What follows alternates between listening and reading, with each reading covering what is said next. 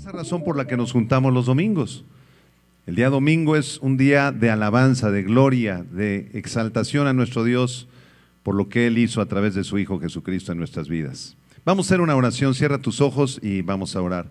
Señor, gracias te damos por el privilegio tan grande que nos concedes de estar reunidos en este lugar para llevarnos lo mejor. Y lo mejor es escuchar tu palabra, es adorarte, es escuchar el Evangelio, es exaltar a tu Hijo Jesucristo. A ti sea la gloria y la honra, la alabanza para siempre, Señor. Háblanos profundo al corazón a cada uno de nosotros y a todas las personas que siguen estas transmisiones a través de las redes sociales. Háblales, que tu Espíritu Santo sea nuestro Maestro en esta mañana, en el nombre de Cristo. Amén.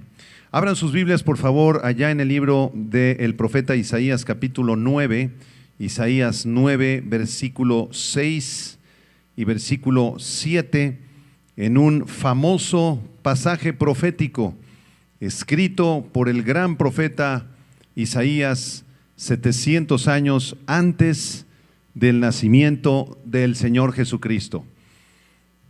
Isaías 9, versículos 6 y 7 dice así la palabra de Dios: porque un niño nos es nacido, hijo nos es dado, y el principado sobre su hombro, y se llamará su nombre Admirable, Consejero, Dios fuerte, Padre eterno, Príncipe de paz.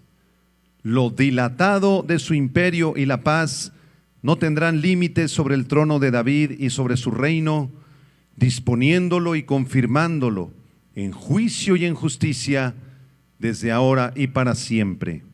El celo de Jehová de los ejércitos hará esto. Amados hermanos, en esta temporada navideña vemos por las calles los adornos de las luces, los arbolitos llenos de esferas, villancicos alegres, los festivales de los niños en las escuelas. Prendemos la televisión y el radio y se empeñan ellos en convencernos que tenemos la necesidad de comprar y comprar y comprar y de consumir aún más allá, incluso de lo que nuestros bolsillos nos permiten. Pero eso sí, a meses sin intereses. Para algunos, la Navidad es una fecha para reflexionar, para dejar atrás nuestras diferencias, un tiempo para sonreír, hasta para perdonar.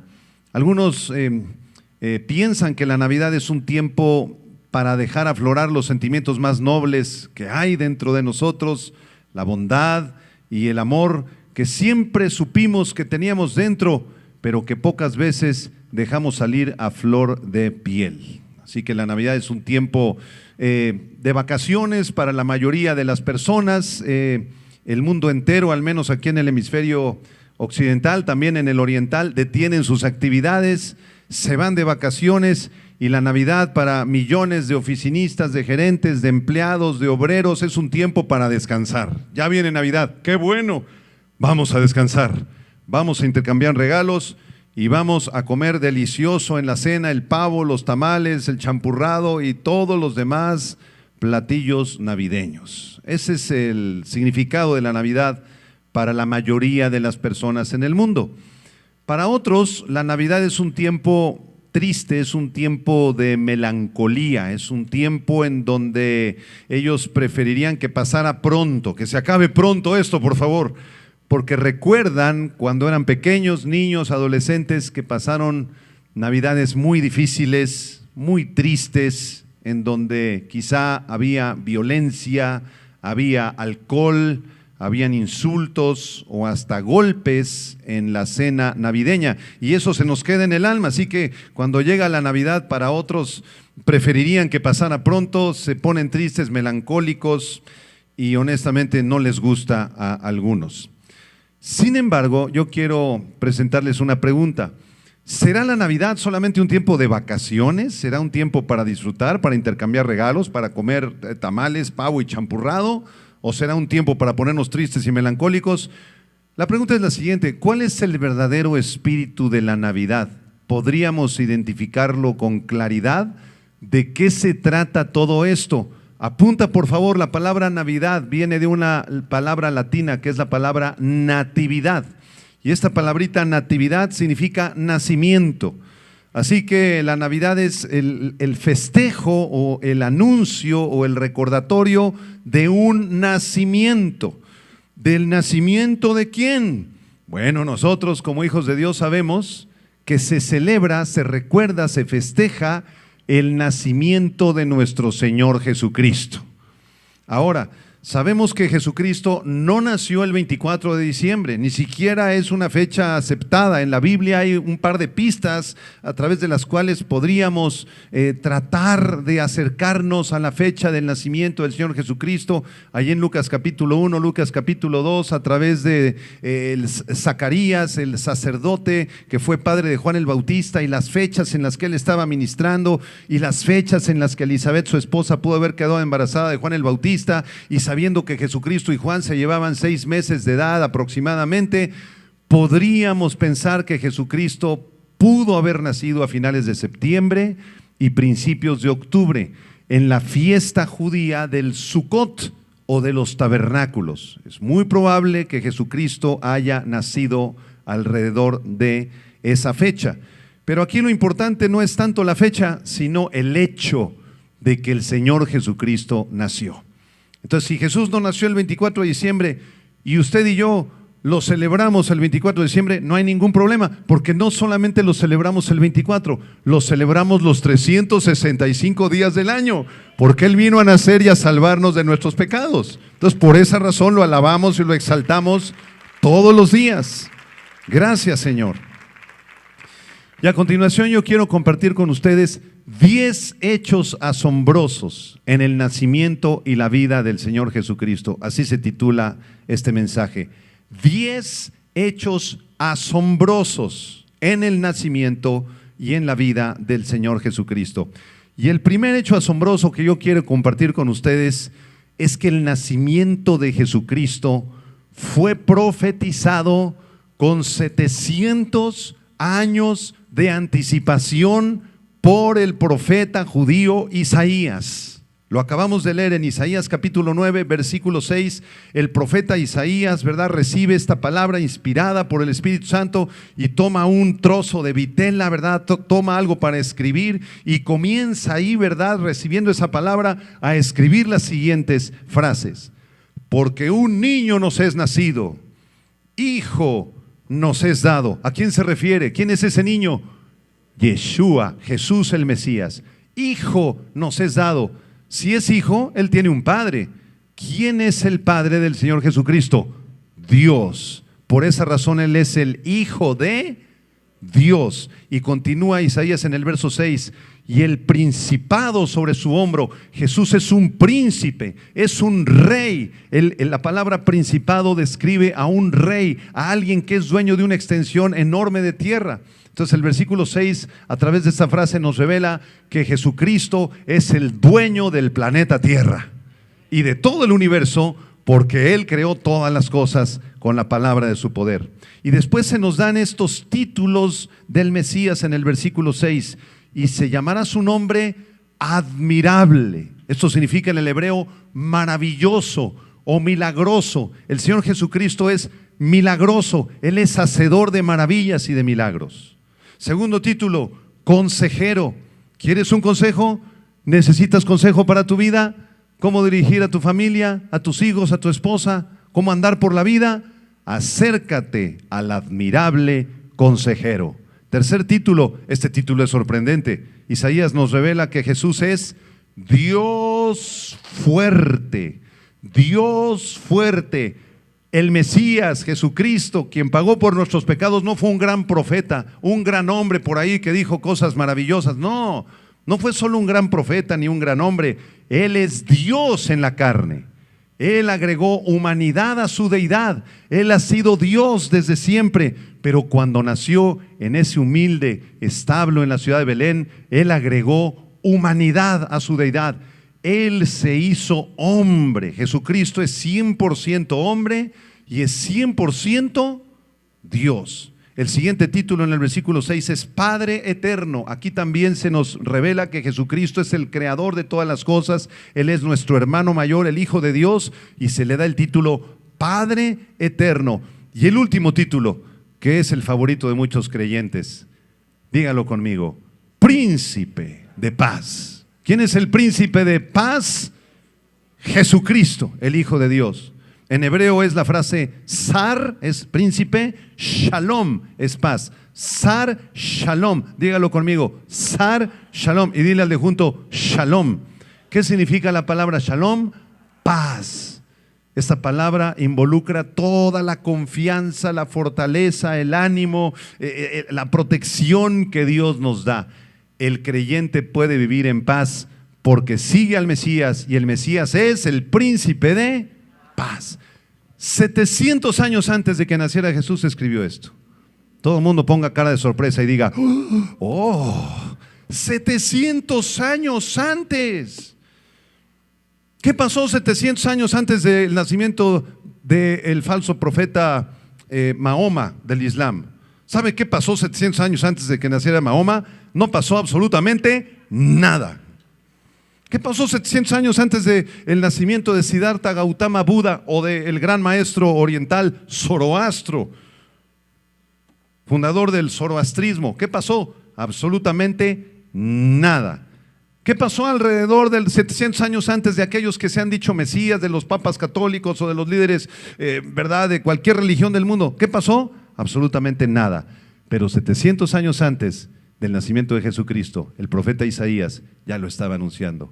Va a venir el Mesías, Dios mismo se va a hacer carne.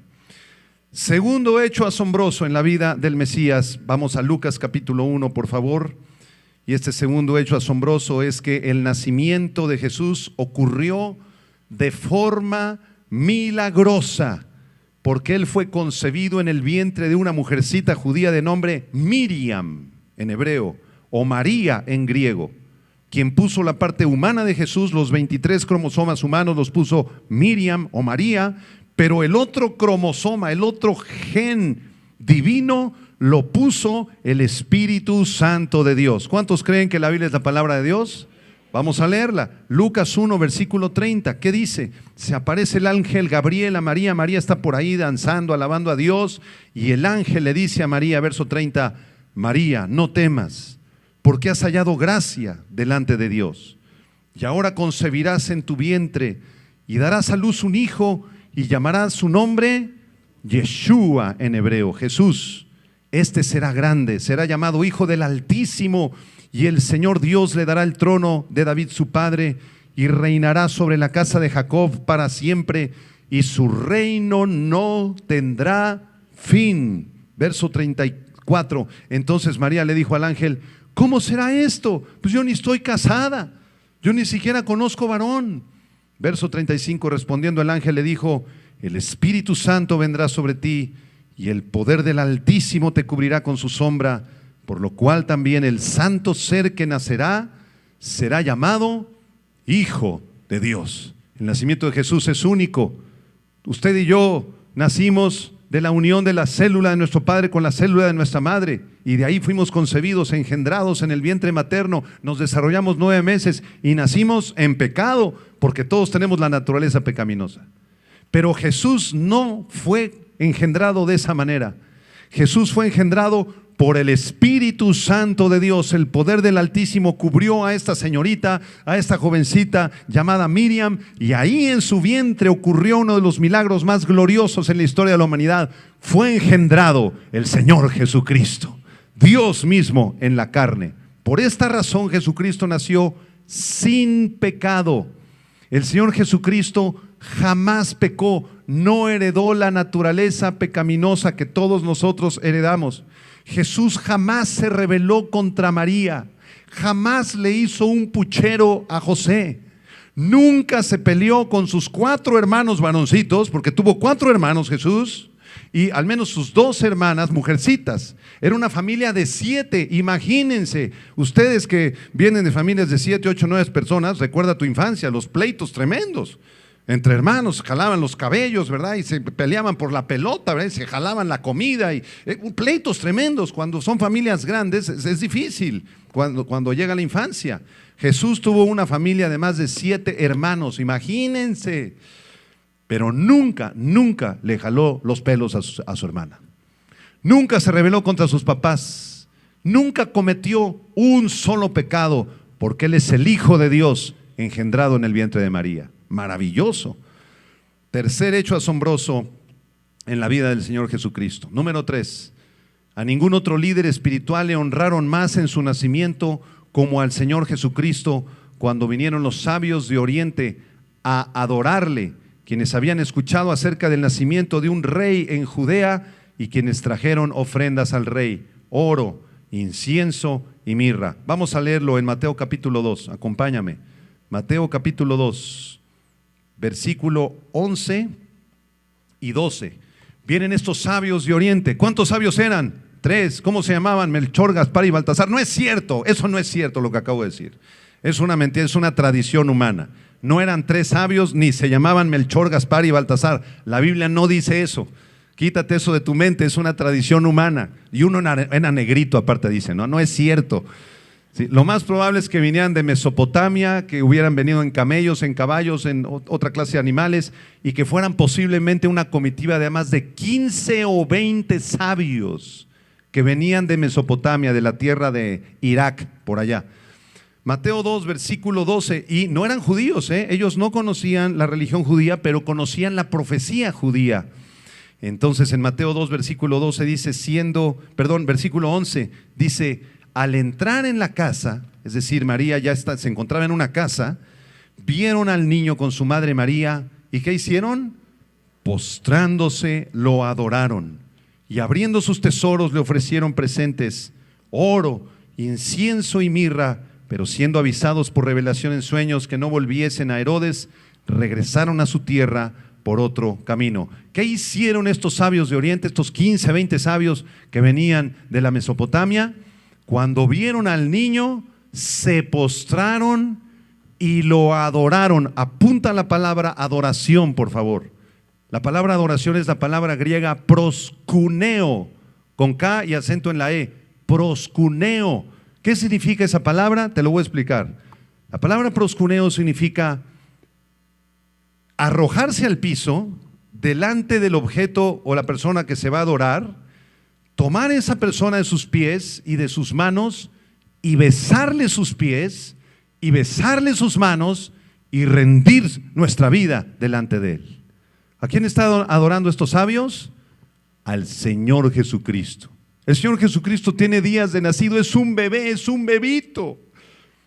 Y está recibiendo adoración. Si estos sabios de Oriente viajaron 3,000 kilómetros para adorar a Jesús, que tú no viajes ahorita a tu casa 2-3 kilómetros y en la tarde te postres para adorar al Rey de Reyes y le digas, Señor, yo vengo a proskuneo, vengo a adorarte, vengo a besar tus manos, vengo a besar tus pies. Tú eres el Hijo de Dios, Señor. Te ofrezco mi corazón, te ofrezco mi vida. ¿Cuántos dicen amén?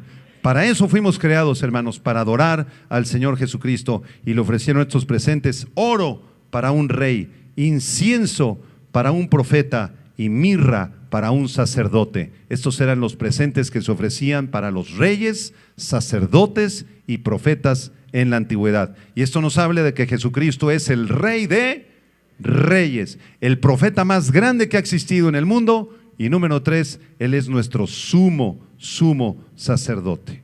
Hermanos, cuando nació el falso profeta Mahoma, ¿saben lo que pasó esa noche? ¿Saben quién vino a adorarlo? Voltea con el de junto, dile, nadie.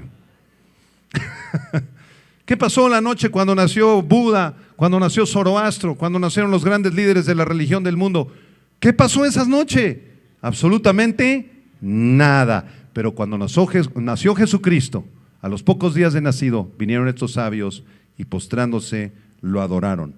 Cuarto hecho maravilloso en la vida de Jesucristo, número 4. Ningún otro líder espiritual lleva el nombre Emmanuel, que significa Dios con nosotros. En Isaías capítulo 7, versículo 14, hay otra profecía del gran profeta Isaías, 700 años de anticipación, insisto. Miren lo que dice Isaías en su capítulo 7, versículo 14. Dice, por tanto, el Señor mismo os dará señal. Viene una señal en el futuro, dice Isaías.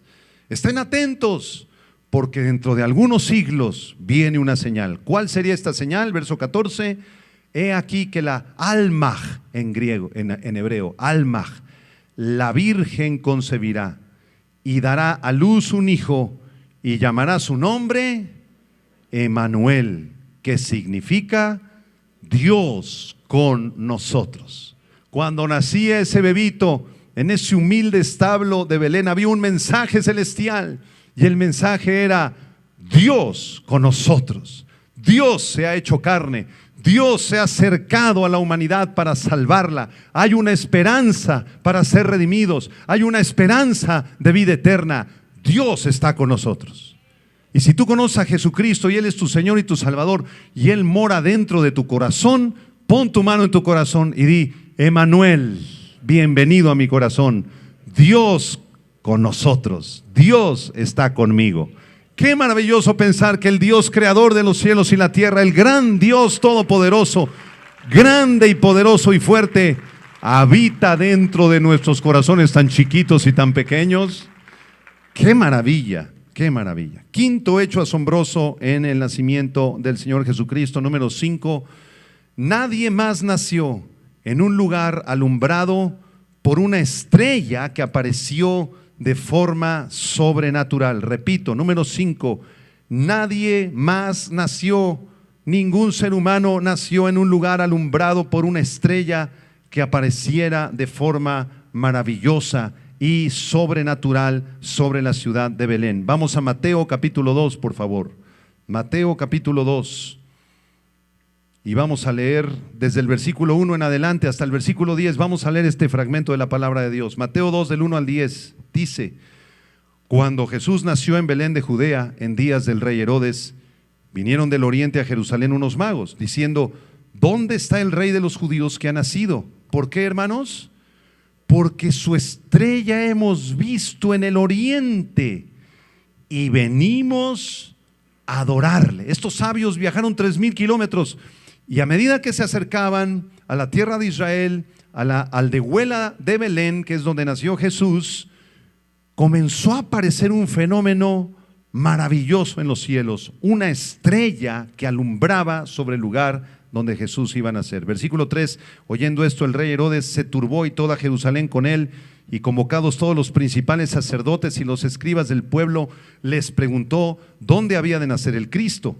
Ellos le dijeron: en Belén de Judea, porque así está escrito por el profeta. En Miqueas capítulo 5 versículo 12 había profetizado lo siguiente, verso 6: Tú, Belén, de la tierra de Judá, no eres la más pequeña entre los príncipes de Judá, porque de ti saldrá un guiador que apacentará a mi pueblo Israel. Miqueas anunció que Belén sería el lugar donde Cristo nacería. Versículo 7: Entonces Herodes, llamando en secreto a los magos, indagó de ellos diligentemente el tiempo de la aparición de la estrella, y enviándolos a Belén dijo: Vayan allá y averigüen con diligencia acerca del niño, y cuando lo hallen, háganmelo saber, para que yo también vaya y le adore.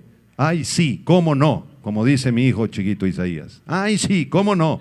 No quería ir a adorarlo, él quería ir a matarlo, porque el único rey ahí era él. Era un hombre soberbio, altivo, asesino, orgulloso. Cuando vinieron los sabios: ¿qué crees, rey Herodes? Ha nacido el rey de los judíos, el Mesías, el Salvador. Ah, sí, díganme por favor, investiguen dónde nació, y cuando lo encuentren vienen y me avisan. Yo también quiero ir a adorarle. Quería ir a matarlo.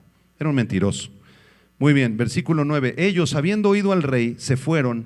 ¿Y qué dice a continuación? Y he aquí la estrella que habían visto en el oriente iba delante de ellos, hasta que llegando se detuvo sobre donde estaba el niño, y al ver la estrella se regocijaron con muy grande gozo. ¿Qué habrá sido esa estrella, hermanos? Algunos teólogos dicen: fue una conjunción de Júpiter con Saturno, la cual mediante los rayos del sol alumbraron sobre Belén en esa fecha. No es cierto. Fue el cometa Halley, hermanos, que pasa cada varias décadas. Entonces el cometa Halley pasó, fue la noche que pasó el cometa Halley. No es cierto, hermanos. Esto fue un evento sobrenatural y milagroso de Dios. No fue ningún cometa, no fue Júpiter, no fue Saturno, no fue Marte ni la Luna. Fue una estrella que Dios permitió que dirigiera a los sabios, y cuando llegaron a Belén, la estrella se detuvo.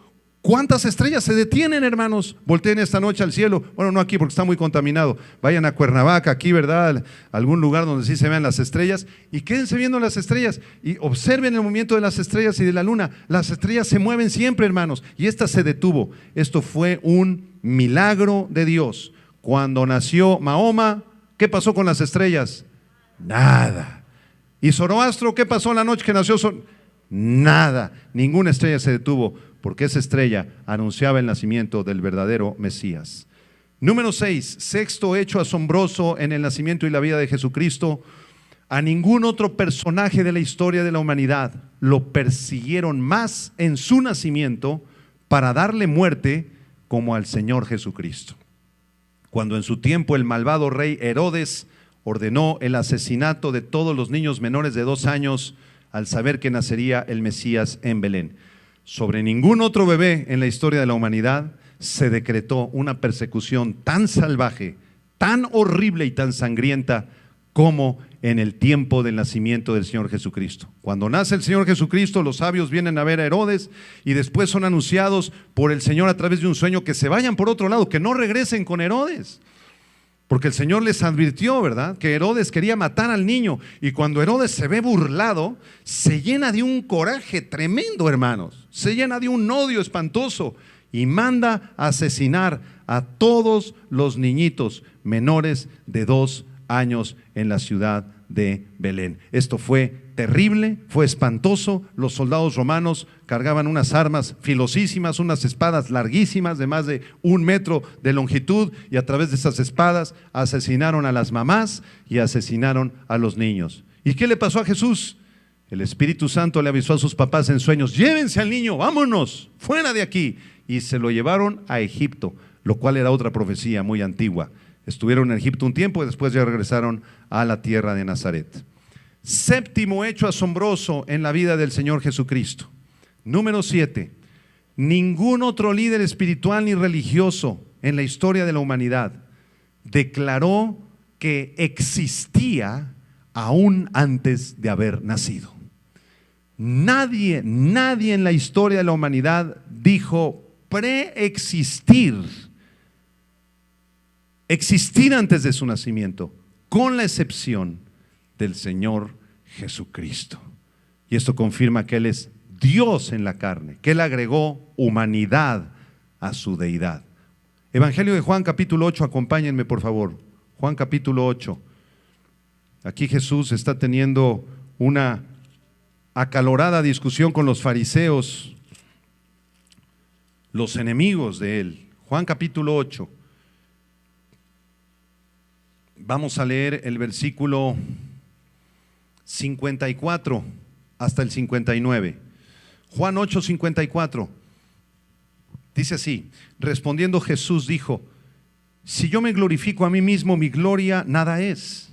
Mi Padre es el que me glorifica, el que vosotros decís que es vuestro Dios. Pero vosotros no le conocéis, mas yo le conozco. Y si dijere que no le conozco, sería mentiroso como vosotros, pero le conozco y guardo su palabra. Ponga mucha atención en el verso 56, subráyelo. Verso 56. Abraham vuestro padre, dice Jesús, se gozó de que había de ver mi día y lo vio y se gozó. Voy a parafrasear ese versículo 56. Jesús le dice a los fariseos: Abraham, el padre de todos nosotros y de ustedes, queridos amigos fariseos, dijo y se gozó que había de verme en persona, y me vio en persona y se gozó. ¿Cómo es posible que Jesús diga esto si Abraham existió 2500 años del nacimiento de Jesús? Esto es terrible, es absurdo para nuestras mentes. Verso 57. Entonces le dijeron los judíos: a ver, ven para acá, aún no tienes 50 años y dices que has visto a Abraham. Y se enojaron mucho con él. Verso 58, Jesús les dijo: de cierto os digo, antes que Abraham fuese, yo soy, dijo Jesucristo. Antes que existiera Abraham, yo ya existía. Porque yo soy Dios en la carne. Jesucristo existió desde la eternidad pasada, existe en la eternidad presente y existirá toda la eternidad futura. Porque Él es el Mesías, el Hijo de Dios, Dios mismo hecho carne, que vino a salvarte y vino a salvarme. Antes que Abraham fuese, subraya este nombre que se asigna a Él mismo Jesús. Yo soy. ¿Se acuerdan cuando Moisés le preguntó al Señor su nombre en la zarza ardiente? Señor, me estás enviando a Egipto, pero dime tu nombre. ¿A quién le voy a decir al faraón que me está enviando? Dime tu nombre, Señor. Y el Señor le dice, Moisés, cuando llegues allá con el faraón le vas a decir que yo soy, te envía. ¿Cómo se llama el Señor Dios Todopoderoso? ¿Cuál es su nombre propio? Yo soy. En el hebreo son 4 letras hebreas que se traducen en español, apúntalas. Es la letra Y, H, B chica, H. Esas son las 4 letras transliteradas al castellano. Es el nombre de Dios. Y, H, B chica, H. A ver, pronúncienlo. No se puede. El nombre de Dios en el idioma original es impronunciable. ¿Y qué significa eso de YH, B chica H en el original hebreo? Viene de una raíz hebrea que significa el que fue, el que es y el que será. Y todo eso al mismo tiempo. ¿Le entendiste? Yo tampoco. Dios es el eterno. Esa es la idea atrás del nombre de Dios, el eterno. Después entre la Y y el H le agregaron una E.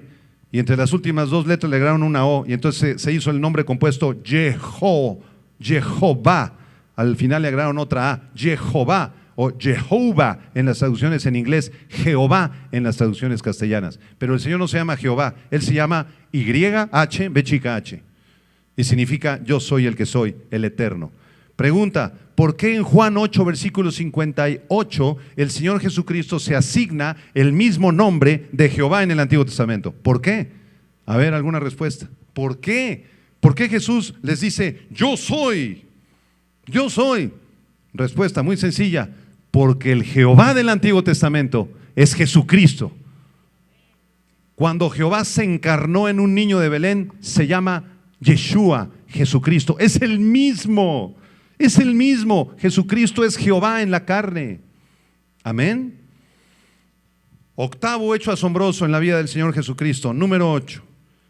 Nadie nunca en la historia de la humanidad dijo ser el camino, la verdad y la vida, con excepción de nuestro precioso Señor Jesucristo.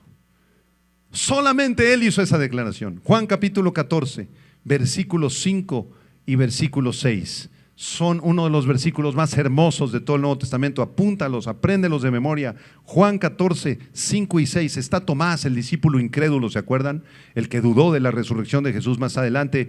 Juan 14, 5 le dijo Tomás, Señor, no sabemos a dónde vas. ¿Cómo pues podemos saber el camino? En otras palabras, Tomás se le acerca a Jesús y le dice, Señor, ya háblanos claro, por favor. No sabemos el camino, no sabemos cuál es la vida, cuál es la salvación, cuál es el camino para llegar al Padre. Ya dinos, Señor, claramente, cuál es el camino para ser salvos. Versículo 6, Jesús le dijo, dígalo conmigo, yo soy el camino y la verdad y la vida. Nadie viene al Padre sino por mí. Gloria te damos, Señor Jesucristo, porque tú eres el único camino y la única verdad y el único que nos puede dar vida y resurrección. Me emociona este pasaje, hermanos. Jesús es el único camino. Pastor, pero yo soy musulmán, yo soy seguidor de Zoroastro, yo me gustan las religiones de la nueva era, las religiones aztecas, las religiones New Age, pastor, soy libre pensador, soy ateo. No importa el camino y la filosofía que tú escojas, nosotros respetamos todas las religiones y filosofías, pero es necesario que conozcas la verdad. Esos caminos te van a llevar al infierno al final. Te van a llevar a la perdición eterna, porque hay un solo camino que nos lleva al Padre. Y ese camino se llama Jesucristo, el Hijo de Dios. A través de su muerte y resurrección, Él abrió el camino al Padre.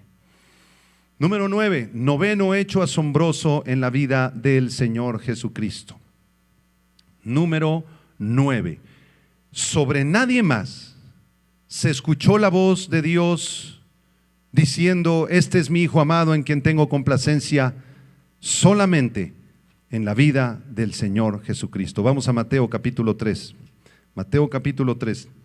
Aquí en el versículo 13 en adelante se nos describe el bautismo de Jesús. Vamos a leerlo completo el pasaje, es un pasaje precioso, muy emocionante. Mateo 3, del 13 al 17. Dice así: entonces Jesús vino a Galilea a Juan el Bautista, al Jordán para ser bautizado por él. Mas Juan se le oponía diciendo: yo necesito ser bautizado por ti, ¿y tú vienes a mí? Pero Jesús le respondió: deja ahora, porque así conviene que cumplamos toda justicia. Era necesario que Juan bautizara al Señor Jesucristo, porque Jesucristo en su bautismo nos deja un ejemplo de obediencia. Versículo 16, y Jesús, noten esto, después que fue bautizado, subió luego del agua, y he aquí, los cielos le fueron abiertos, y vio al Espíritu de Dios que descendía como paloma, y venía sobre él. Y hubo una voz de los cielos que decía: este es mi Hijo amado, en quien tengo mi deleite, en quien tengo complacencia. Imagínense la escena: Jesús sale de las aguas, viene el Espíritu Santo, se posa corporalmente, dice el Evangelio de Lucas, en su hombro, y se abren los cielos. La gente puede percibir lo que está pasando en el cielo y lo puede escuchar, y se escucha una voz potente, maravillosa, poderosa, omnisciente, la voz de Dios el Padre diciendo: este es mi Hijo amado, en Él me deleito, en Él me complazco. Esto fue alrededor de los 30 años en la vida de Jesús, cuando cumplió 30 años. ¿Ustedes saben lo que pasó en la vida de Zoroastro cuando cumplió 30 años? ¿Ustedes saben lo que dijo Mahoma, sus frases célebres a los 30 años? No pasó absolutamente nada. Porque son falsos profetas, falsos maestros, mentirosos. El único que es el camino y la verdad y la vida sobre el cual se escucharon estas palabras fue sobre nuestro precioso Señor Jesucristo. Número 10, décimo hecho maravilloso en la vida del Señor Jesucristo. Décimo hecho maravilloso. Nadie más en la historia de la humanidad dijo ser Dios mismo en la carne. Nadie. Cuando el gordito Siddhartha Gautama Buda estaba muriendo en su lecho de muerte, se acercaron todos sus discípulos: maestro Siddhartha, no se vaya, no se muera, por favor díganos cuál es el camino, por favor díganos cuál es la forma para salvarnos. Y el gordito les dijo: no sé, no tengo idea, síganlo buscando, ahí nos vemos. Y se murió. Eso fue lo que pasó con Buda cuando murió. Entonces, ningún líder espiritual ni religioso dijo ser Dios, jamás. Solamente el Señor Jesucristo demostró ser Dios en la carne. Cuando Él dijo: yo soy, se asignó el título de Jehová a sí mismo. Él hizo milagros, era omnisciente, era todopoderoso. Él se despojó a sí mismo para hacerse hombre, y durante su ministerio terrenal Él resucitó a los muertos, hermanos.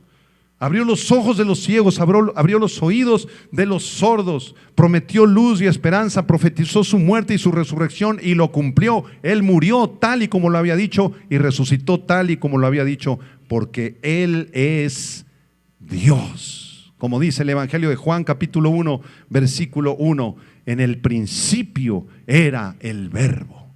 Esa palabra verbo se refiere a Jesús, al logos de Dios. En el griego la palabra verbo es logos, que se refiere a Cristo. En el principio era el verbo, y el verbo era con Dios, y el verbo, es decir, Cristo, era Dios. Y en Juan capítulo 5, quiero mostrarles este texto, Juan 5, versículo 18.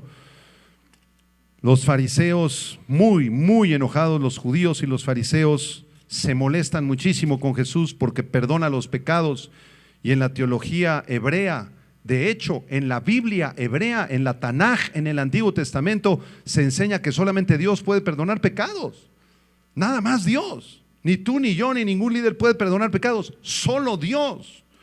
Y Jesucristo en muchas ocasiones le dijo a la mujer adúltera en Juan 8, le dijo a la otra muchacha que vino a derramar el perfume: hija, hijo, tus pecados te son perdonados. ¿Cómo es posible que Jesús perdonara pecados si solo Dios puede perdonar pecados?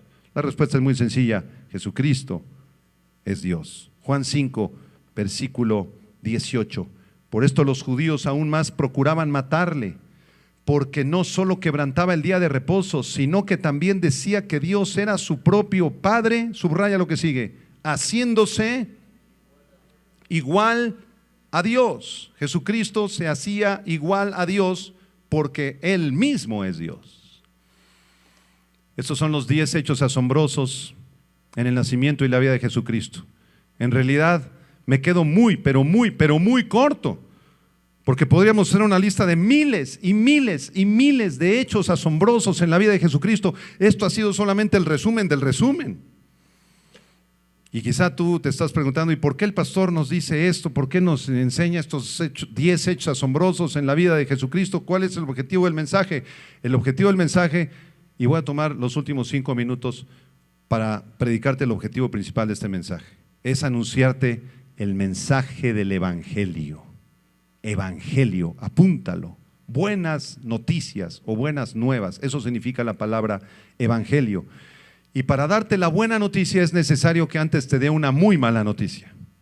La mala noticia es que la Biblia dice que todos nosotros somos pecadores, que todos hemos nacido lejos, apartados, muy lejos de Dios. Desde que fuimos concebidos, como lo expliqué anteriormente, ya traemos una naturaleza egoísta, somos idólatras, somos rebeldes, somos malcriados, nos rebelamos contra Dios, rechazamos las cosas de Dios, ya lo traemos por naturaleza. A los niños no les enseñamos a portarse mal, ¿verdad? No hay que hacer una maestría para ser un defraudador, no. En ninguna universidad se dan clases para ser mentiroso, no hay maestrías ni doctorados para ser traidores ni inmorales. No existen esas carreras porque ya lo traemos por naturaleza. Somos expertos todos en eso. La Biblia dice en Romanos capítulo 3, por favor acompáñame en este texto. Romanos capítulo 3, versículo 10 dice, como está escrito, no hay justo, ni aún uno, no hay quien entienda. No hay quien busque a Dios. Todos se desviaron, a una se hicieron inútiles. No hay quien haga lo bueno, no hay ni siquiera uno. Dile de junto, ahí te hablan. Es lo que dice la Biblia, esa es una muy mala noticia. Y luego el versículo 13 y 14, ya no quisiera leerlos porque son todavía más fuertes, pero los voy a leer. Verso 13, sepulcro abierto es su garganta, con su lengua engañan, veneno de áspides hay debajo de sus labios, su boca está llena de maldición y de amargura. ¿A quién está describiendo Romanos 3? ¿Sabes a quién? A mí. A ti. ¿No es verdad? Y quiero decirte que la gravedad de nuestro pecado es tremenda. Nuestro pecado ofende a Dios porque Dios es santo. Él es justo. Él no puede ver al pecado, Él no puede pasar por alto el pecado. Él tiene que castigar el pecado porque Él es santo, perfecto y justo. Y eso nos mete en más problemas, porque todos nosotros somos pecadores. La Biblia dice que la paga del pecado es la muerte, que tienes que morir, que tienes que ser castigado, que tenemos que terminar una eternidad en el infierno. Eso es lo que la Biblia dice, amados. Esa es la realidad, esa es nuestra situación. Esas son malas, muy malas noticias.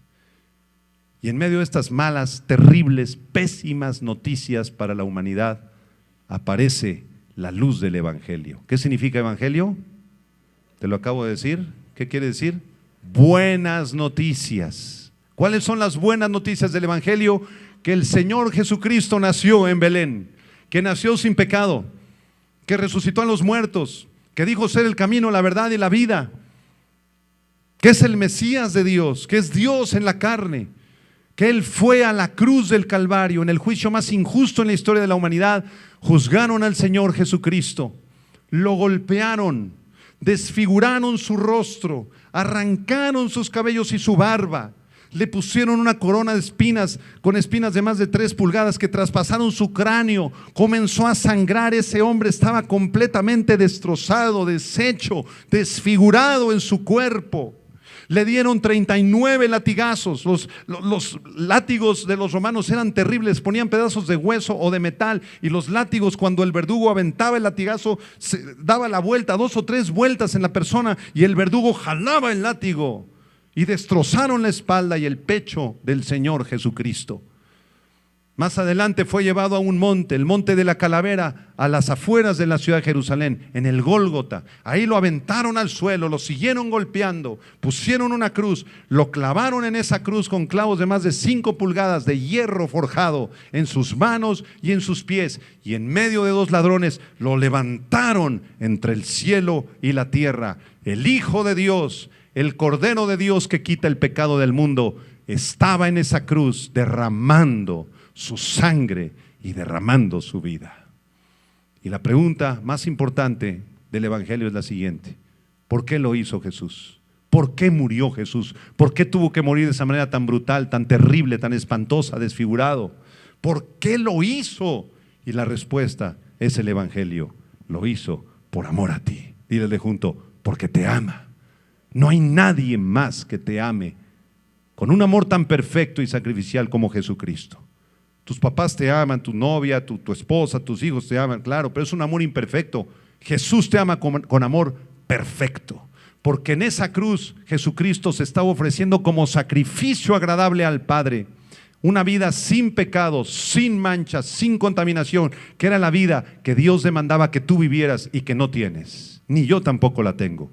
Cristo ofreció su vida como sacrificio perfecto y además en la cruz Él pagó el castigo que tú y yo merecíamos. Esos clavos eran para ti. Esa corona de espinas y esa golpiza brutal no eran para Él, eran para ti. Pero Él la pagó por ti, porque de tal manera amó Dios al mundo, que ha entregado a su Hijo Jesucristo, para que cualquiera que crea en Él no se pierda en el infierno, sino que tengas la vida eterna. El que tiene al Hijo tiene la vida eterna. El que no tiene al Hijo de Dios no tiene la vida eterna. Al que no conoció pecado, a Jesús, el Padre por nosotros lo hizo pecado, para que nosotros fuésemos hechos la justicia de Dios en Él. El sacrificio de Jesús fue un sacrificio sustitutivo. Él murió en tu lugar, fue un sacrificio expiatorio. Él llevó tus pecados, todos tus pecados, mis maldiciones, tus mentiras, mis traiciones. Toda nuestra maldad y maldiciones fueron vertidas en el cuerpo de Jesucristo. Por eso terminó así su cuerpo, destrozado. Ya vas entendiendo la gravedad del pecado y la belleza del Evangelio. Ya lo vas comprendiendo. La Biblia dice que si tú crees en Jesucristo con todo tu corazón, si tú crees que Él nació de una virgen, que Él llevó una vida perfecta, que era Dios en la carne, que murió en la cruz por tus pecados y que resucitó al tercer día, entonces la Biblia dice que tú tienes una oportunidad de salvación. Tienes una esperanza.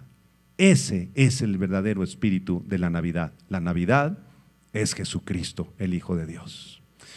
Y ante estas realidades del Evangelio, todos ustedes y su servidor somos confrontados en este momento por Jesucristo. En Mateo 28 Jesús dijo: he aquí yo estoy con ustedes todos los días y hasta el fin del mundo. ¿Cómo es posible, si Él ascendió y está a la diestra del Padre, que esté también aquí? Jesús está allá, pero también está aquí, ¿no es cierto? Parece una paradoja, pero esa es una realidad. Jesús está con el Padre, pero también está aquí ahorita sentado ahí junto a ti.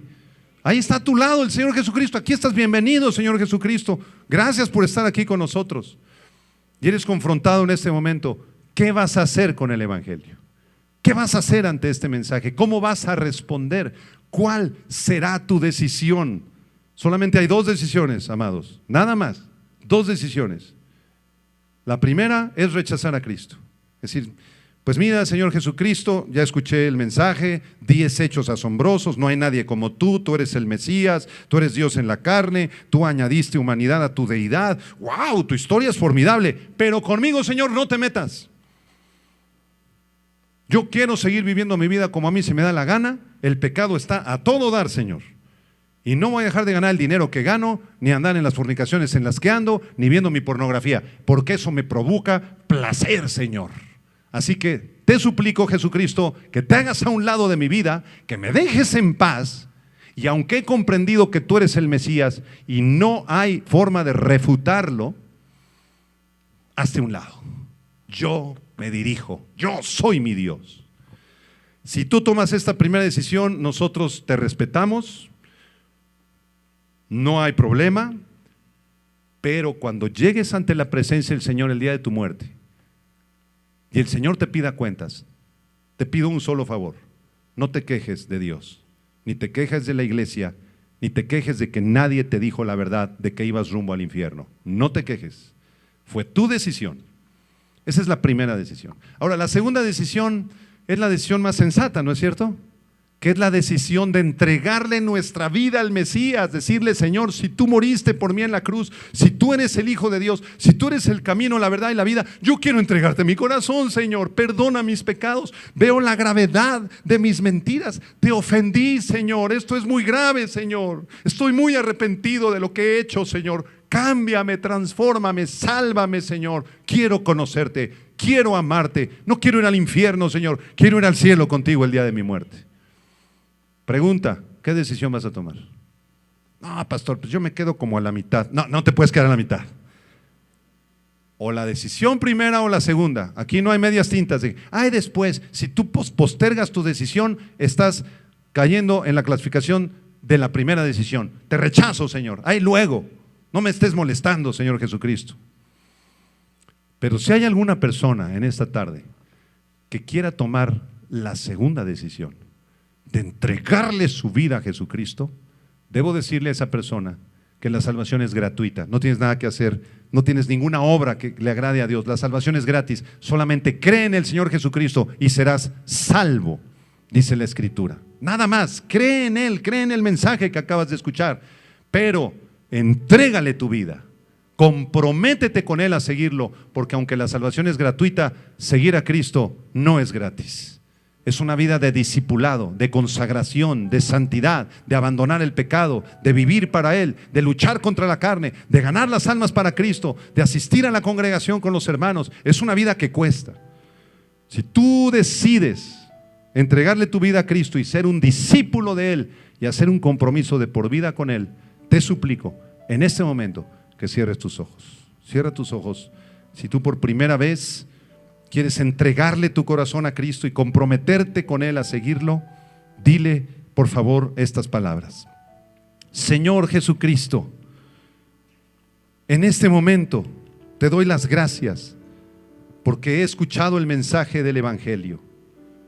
He escuchado muchos hechos asombrosos acerca de ti, que tu nacimiento fue profetizado, que tu nacimiento fue milagroso, que hubo una estrella que se paró en el lugar donde tú naciste, que vinieron a adorarte, que eres Dios, que eres el camino, la verdad y la vida. Y he escuchado que tú moriste en mi lugar, Señor. Señor, te pido perdón por mi maldad, que es muy grave. Me arrepiento, Señor, de una vida de pecado, de una vida alejada de ti, Señor. En mi vida ha habido mentira, rebeldía, traición. Perdóname, Señor. Que la sangre de tu Hijo Jesucristo me limpie en este momento, Señor. Señor Jesucristo, aquí está mi vida, aquí está mi corazón. Abrázame, Señor. Entra a mi vida. Quiero que tú seas mi Señor y mi Salvador, porque yo creo que moriste por mí en esa cruz, creo que resucitaste de los muertos y que estás aquí en medio de nosotros. Señor, sálvame, por favor. Te ofrezco toda mi vida, Señor, y te doy las gracias por haber escuchado mi oración en el nombre de Cristo Jesús. Amén, amén y amén. Hermanos, ninguna oración salva, ninguna. El que salva es el Espíritu Santo. No pienses que por haber hecho esta oración ya la hiciste, ya eres salvo. No. Esta oración es el inicio solamente de una vida de compromiso con el Señor hasta que Él te conceda el milagro de nacer de nuevo. Pero quisiéramos saber si alguien hizo esta oración para ayudarte, abrazarte, compartirte de la palabra, que te sientas bienvenido en esta congregación Vida Nueva para el Mundo. Si alguien hizo esta oración, por favor, desde su lugar, levante su mano. Levanta tu mano si tú hiciste esta oración con toda confianza. Dios te bendiga allá atrás. Dios te bendiga, señorita. Dios le bendiga allá atrás. Alguien más de este lado. Alguien más que le haya entregado su vida a Cristo. Entrégale tu corazón a Cristo. Dios te bendiga allá atrás también. Alguien más. Hermanos amados, que la gracia del Señor Jesucristo, que el amor de Dios y la comunión del Espíritu Santo sea con todos ustedes. Amén. Les tengo dos anuncios antes de terminar. El primero es que vamos a tener reunión navideña este próximo sábado 24 de diciembre 6 de la tarde, véngase. Pastor, es que estoy haciendo los tamales, estoy preparando el pavo. Deje el pavo ahí, hombre. Al rato lo termina. Véngase a adorar al Señor. Es que estoy haciendo las compras. Olvídate de las compras. Hazlas el viernes. El sábado, 6 de la tarde, vamos a tener por primera vez en la Iglesia Vida Nueva para el Mundo una presentación de teatro musical cristiano con una representación maravillosa de una obra que han preparado los chicos de alabanza y del Ministerio de Teatro. Venga, se va a estar preciosísimo. Vamos a tener cantos, alabanza, predicación, adoración a Cristo. Sábado, 6 de la tarde. No estoy viendo que lo pongan en sus agendas, apúntalo. Segundo aviso rápidamente, están los libros de nuestro hermano Chuck Lynch, que estuvo aquí en un evento de discipulado, de consejería. Allá atrás en la salida está una mesita con Christopher y su esposa, que están anunciando todos los libros del doctor Lynch. Se los súper recomiendo. Ahí están atrás, pasen, dense una vueltita, llévense un libro de consejería que va a ser de mucha utilidad para ustedes. Hermanos, que Dios les bendiga, nos vemos el sábado y feliz Navidad. Vida Nueva para el Mundo se sostiene y propaga el mensaje de salvación de Jesucristo gracias a Dios y a tus donativos. Llevemos juntos el Evangelio de Jesucristo al mundo entero. Realizamos eventos, seminarios, congresos y diferentes programas para dar a conocer el mensaje de salvación y el poder de nuestro Señor, transformando y edificando vidas de mujeres, hombres, niños alrededor del mundo. ¿Qué pasa cuando decides hacer tu donativo? Aunque no puedas llevar la palabra personalmente a todo el mundo, de esta forma lo estás haciendo. Con tus donativos o aportaciones, estás sembrando y formando parte de lo que Dios está haciendo en su obra. Estás ayudando a traer luz a la oscuridad, paz al conflicto y esperanza a los que no tienen ninguna. Dona desde México.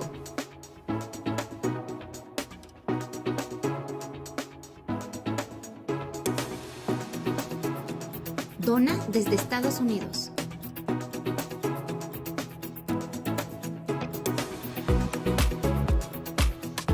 Para el resto de donaciones de otras partes del mundo, www.vidanuevaparelmundo.org.mx/dona. Estamos cumpliendo la gran comisión. Por tanto, vayan y hagan discípulos a todas las naciones, bautizándolos en el nombre del Padre, del Hijo y del Espíritu Santo, enseñándoles que guarden todas las cosas que les he mandado. Y he aquí que yo estoy con ustedes todos los días hasta el fin del mundo.